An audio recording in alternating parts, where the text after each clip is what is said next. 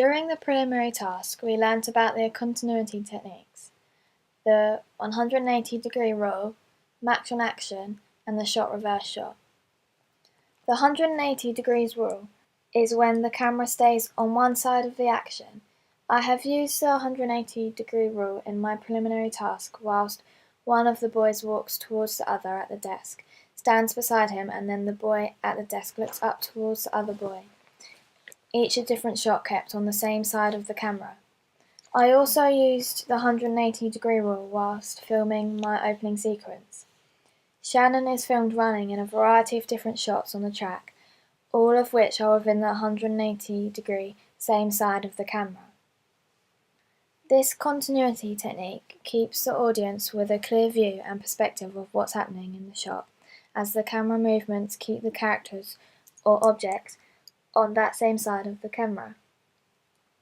The shot reverse shot is when a character is looking at something, and in the next shot, the thing the character was looking at is shown to the audience. I used this in my preliminary task whilst one character looks at the other character with a timid, scared expression, and is then followed by a shot of the other character looking stern and intimidating towards the first character seen. I haven't used this technique as effectively in my opening sequence, as I only had the one character.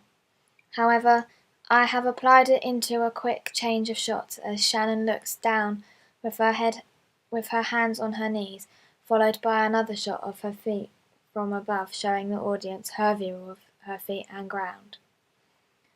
The match on action shot is when an action shot continues with a few different shot types.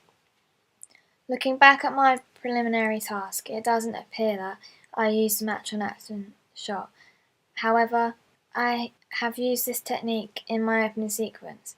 The match on action technique is essentially used the whole time Shannon is running, as I have filmed a variety of different shot types, all showing different parts of her body whilst running.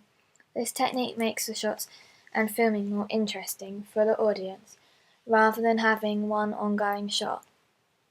Editing numerous different shot types together to try and make them link and work well together whilst including these techniques has advanced my editing skills, especially since the preliminary task.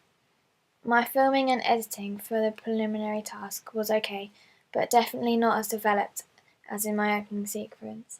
Looking back at it now, there are a lot of things I could have done better or I could improve on. I have learnt that preparation is important and key for successful filming, whilst time is a major key and important factor of editing shots and film together. If you want your piece to work and fit well together, you have to put in the time to edit it well and make sure everything fits together successfully.